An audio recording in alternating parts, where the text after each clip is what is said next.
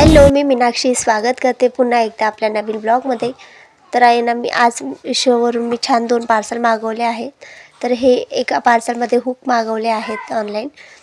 त्याला आपण photo frame वगैरे काही पण हँग करून ठेवू शकतो.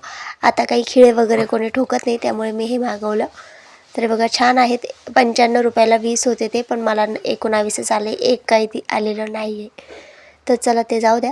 तर इथे हे बघा ओपन करता येतं, त्याच्याने स्क्रू असतात ते उघडून परत लावता येतं. तर खूप छान आहे. मी याला पडदा वगैरे लावण्यासाठी, मला किचनला पडदा लावायचा आहे, त्याच्यासाठी मी हे हुक मागवले आहेत.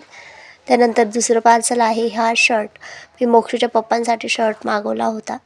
हा 300पेक्षा थोडं कमीच वाटतं, 280.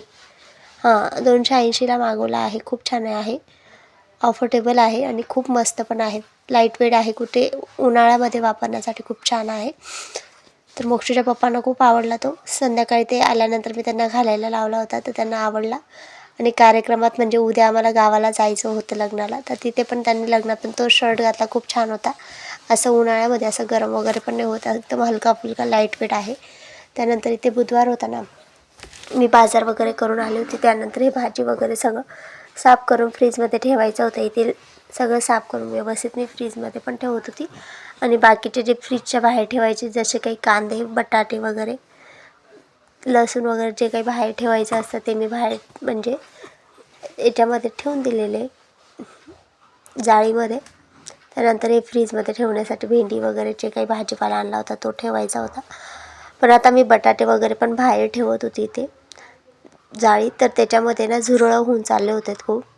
त्यामुळे ते बटाटे वगैरे पण मी फ्रीजमध्येच ठेवायला लागली आहे. फक्त आता कांदा आणि लसूणच वरती राहतो. बाकी सगळं बटाटे वगैरे सगळा भाजीपाला मी फ्रीजमध्ये स्टोअर करून ठेवते. तर इथे मिरच्या वगैरे जे काही आणलेले होते ते व्यवस्थित एका साईडला करून ठेवत होती, म्हणजे लवकर मला सापडेल म्हणून. तर दरवेळेस मी आली का असंच काही ना काही निवड वगैरे चालू असतं, तेव्हाच पटकन होतं ते. आपल्याला जेव्हा वेळेवर लागतं तेव्हा ते बरोबर सापडतं. आणि आजचा ब्लॉग ना खूप शॉर्टमध्ये म्हणजे छोटा घेतलेला आहे, कारण पूर्ण मी व्हिडिओ घेणार होते आजचा, तर खूप मोठा होऊन गेला असता आणि प्रोसेसिंगला खूप वेळ जातो, त्यामुळे मी हा शॉर्ट करून दाखवणार आहे. तर इथे मी गवती चहा वगैरे आणलेली होती, तर ते गवती चहा वगैरे कापून ठेवणार होती. डोकोदुखी वगैरे राहिलं की गवती चहा प्यायला खूप भारी वाटतं, त्यामुळे मी गवती चहा वगैरे नेहमी आणून ठेवते ना. आमच्या घरात सगळ्यांना गवती चहा टाकून चहा आवडतो, त्यामुळे गवती चहा इथे कापून ठेवते आणि सकाळी लागेल म्हणून व्यवस्थित डब्यात स्टोअर करून ठेवेल. फ्रीजमध्ये ठेवलं का व्यवस्थित राहतो हप्ताभर. तरी आता एवढा बाजार मी करून आणलेला, तो हप्ताभर मला जाईल. त्यानंतर शुक्रवारी परत मोक्षूचे पप्पा बाजाराला जातील, तिकडनं परत अजून भाजीला काही ना काही घेऊन येतील. आणि असं आमच्या इथे रोज गुजरी वगैरे काही भरत नाही. आमच्या इथे बुधवारी बाजार असतो आठवड्याचा. तर सगळे गावातले लोक एकाच दिवशी सगळे जाऊन बाजार करून आणतात. असे दुसऱ्या दिवशी भेटतात बघ गावात, पण तो भाजीपाला काही फ्रेश राहत नाही, त्यामुळे कोणी जास्त घेत नाही. हाच एक वेळा घेऊन येतात आठवड्याचा बाजार, तोच फ्रीजमध्ये स्टोअर करून ठेवायचा. तर तसंच मी पण करते. नाही तर आपल्या इकडे शहरांमध्ये आपल्या इथे रोज रेग्युलर आपण केव्हाही गेलो ना, आपल्याला केव्हा पण फ्रेश ताजा भाजीपाला भेटतो, विकायला आलेला राहतो. तसं इथे नसतो, इथे पाचशे असतो भाजीपाला.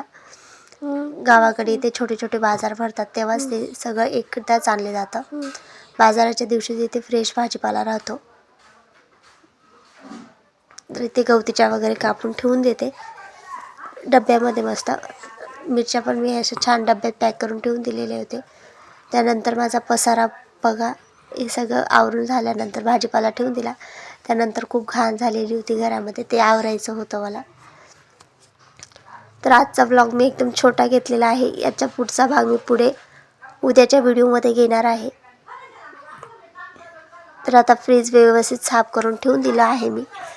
तर आता हे भांडे घासून झाले होते आधीचे, आता अजून नवीन निघाले. जेवण वगैरे झाल्यानंतरचे ते पण घासून घेईल आणि क्लिनिंग करून घेईल. तो पण व्हिडिओ मी शूट करून ठेवलेला आहे, तर उद्याच्या व्हिडिओमध्ये ते दिसेल. तर इथे कांदे वगैरे पण मी एका साईडला ठेवून दिले आहे. तर आमच्या घरामध्ये खूप झुरळ होत आहेत. आता होळी होती तेव्हा मी झुरळ आणि ढेकणं होळीमध्ये टाकायचे असतात, ते टाकले होते, पण तरी ढेकणं पण आणि झुरळ पण गेले नाही.